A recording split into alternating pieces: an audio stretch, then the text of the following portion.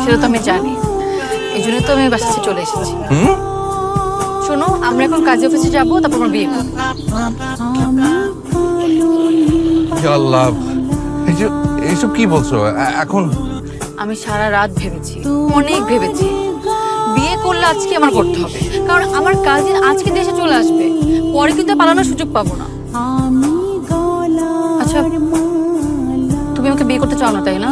না দেখো, যদি তুমি আমাকে বিয়ে করতে না চাও সেটা সরাসরি বলে দাও। না, আমি তো সেটা মিন করিনি।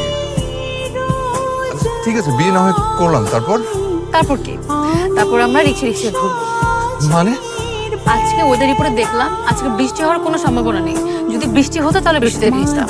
যদিও বৃষ্টিতে ভিজলে আমার একটু জ্বর জ্বর উঠে যায়। সবকিছু ঠিক আছে। বুঝতে পেরেছি, তুমি আমাকে বিয়ে করতে চাচ্ছ না।